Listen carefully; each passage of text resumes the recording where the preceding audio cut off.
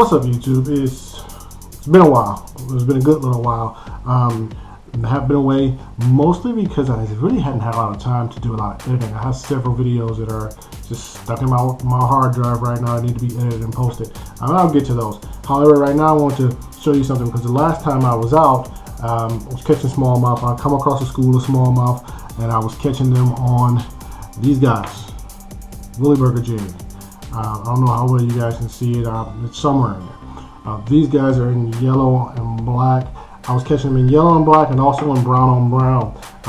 The way I was catching them is something that most people don't think about, is with a beetle spinner. Woolly burger jigs are oftentimes my replacement for the beetle spin body. So without further ado, I'm going to show you guys how to tie this little guy. Something simple.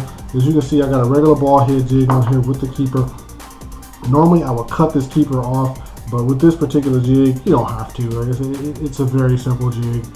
You can tie them as large as you want. I've tied them all up to 3/8 of an ounce, and that's when I'm throwing them on the river for smallmouth. Like I said, there are several ways you can tie it. Well, not necessarily tie it. There are several sizes, but not only are there different sizes you can tie it, but there are also different ways to fish it. So what you see me here doing right now is just building up a thread base. The only reason I'm building up this thread base is because I need something for the feathers to kind of stick to, and the grittiness of the thread gives it that to make it easier to tie down. You want to cut that little tag in off like I just did. The first thing you're going to do for the woolly burger jig is going to be to add some of this stuff. Marabou. You can use either woolly burger marabou or strong marabou. This right here is just strong marabou.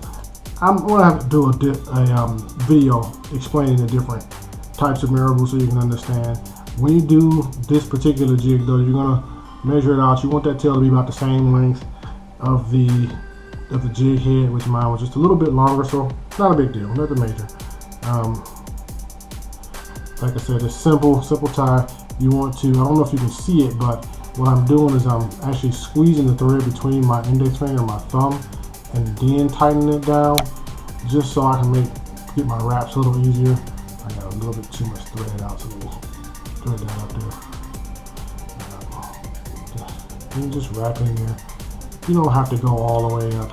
On this one, I'm not too concerned with whether or not it's perfect as far as the body being perfectly straight, or if it has a little bit of a taper or anything like that. Because to be quite honest, once you tie the hackle in, it's all covered up. If you ever see a woolly bugger or a woolly burger jig in the water, the way that they function and the way that they look, it's pretty unique in the fact that the hackle tends to pulsate. So the fish can key in more on that and on the tail than they do on the actual aesthetics of it, whether that is perfect. So don't be so concerned about perfection when you do this. So like I said, you're going to tie your marabou in. I probably could have put one a little thicker, but it doesn't really matter, to be 100% honest with you. So after I've tied in my marabou, what you're going to do, you're going to go with this stuff here. Pretty much some basic chenille. This chenille is kind of thin, but who cares? It's going to do what I wanted to do. I just need a body. I know about how much I'm going to need. I don't really care about having a whole bunch of leftover. It's usually about 2.5 times the length of the actual jig head. So what I'm going to do is just wrap back to get back to where I started in at. If it's thicker chenille, sometimes you want to take the piece of the chenille, the actual chenille off, and just tie in with the threads where you tie in. But since this is thin, it doesn't matter. Same thing, I pinch that thread to hold it down to make tying in easier. I don't have materials running away from me. Wrap it up, wrap it back. No big deal. Tighten it a little bit. And since this was the pattern that I was hitting them on, I'm going with yellow and black. So I'm going to tie in my hackle feather next. Basic strong hackle, nothing expensive, nothing that's really, nothing special. Basic yellow. What you do want to do is you want to flare those feathers out. That way they wrap a little better, look a little better when you put them on there. Take that little piece right there, that small tag end that's left over, and that's where you're going to wrap in at. And just wrap that up. Does it need to have 100,000 wraps? No, not at all. It's tied in. Once you get everything palmer and wrapped up, it won't make a difference because it's tied in up here. Sometimes what I'll do if I find that I'm using something like a I can't think of the name of it. There's a type of thread that's made out of a random, like, I can't remember what it's called, but it's really, really slick. And sometimes I worry about things rolling. Then I'll put a little bit of hard as nails on there, or crazy glue or something, just to hold that there. But in this case, like I said, it's a uniform fly. The bottom doesn't look any different from the top, so I don't care. I'm not concerned about it. I will use little hard as nails on up here once I have it all done, just to lock my knot in. But beyond that, nothing else is really required. So here we are. We have our chenille. We're just going to wrap that in with the chenille. It doesn't matter if you are going against your tying, your thread, against the grain as your thread or not. I do go the opposite direction of the thread when I'm tying in, when I'm wrapping it, palmering in my hackle, but I don't do that with the chenille. The reason being is because with the hackle, a lot of times what will happen is you'll get to where you're putting the hackle in, and because you're tying in the same direction of the way that the thread and the chenille is, the vein of the actual hackle feather will slide in between there. I don't want that. I want it on the top, so it can have the best motion as possible. One of the things you'll notice, I have very little bit of a tag in with the chenille. What I ended up doing is I wrapped around it and then started to tie it in. I don't need a lot of wraps, so I'm only going to do about 5 or 6.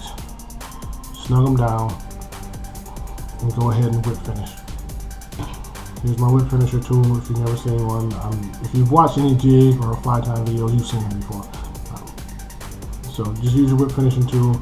I usually do 2 or 3 whip finishes just to be certain. 1, 2, 3. 1, 2, 3. That's in.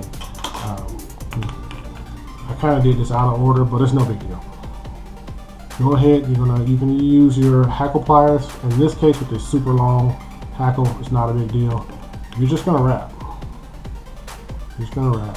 If you find that you're getting feathers that are all funky, you can always push them to the back so you can get more of them to show up. But in this case, I don't need to. This hackle is super. There's a lot of threads to it. So I'm going to go all the way up, and I'm going to wrap around it. I got my 2 wraps holding it on there. I'm going to do a 3rd one just to get it on there. Sorry about the camera, hitting the camera. So what you'll notice that I'm going to push these feathers back because I have to cut some of this stuff off. So I'm going to push back what I don't want. Push back what I do want so I can see what I don't want. And I'm going to give it a good snug wrap there, just so I can hold it down, get in there with my scissors, and go bye-bye. It's there, what you do, a couple good wraps, and whip finish one more time. The first time I whip finished wasn't necessary, to be quite honest with you. I do it just as a precaution because I don't like things coming untied. But 2 more whip finishes, maybe 3. Try not to get your hackle caught in there like I did. Because it's black on black, you don't notice a difference between the chenille and the thread. That's it. Simple. Woolly burger jig. Nothing spectacular, but it catches fish. Like I said, I don't tie for production, so my stuff isn't perfect, but it catches fish. Yellow head, yellow hackle, black body, black tail. If I had any yellow marabou, I probably would have palmered some yellow marabou in there just so I can have a more natural look to the mix of the black, but didn't have any. But no biggie. The black will work perfectly. Like I was saying, there are a couple of ways I'm going to fish this. I'm either going to jig it along the bottom, or it's looking like either a leech or a Hellgrammite, or I'm going to put it on one of these little beetle spin spinners, which this was magic for me in the fall last year. I kick butt every time I come across a school of smallmouth that were pushing minnows around or anything, any type of school. I slammed them, fish after fish after fish. Unfortunately, I did not get any video of it, but please believe this fall I will. Thanks again for watching this video. This is Quan, the Urban Sportsman. Please like and subscribe. And like I said, thank you so much. Tight lines, everyone. Have a good day.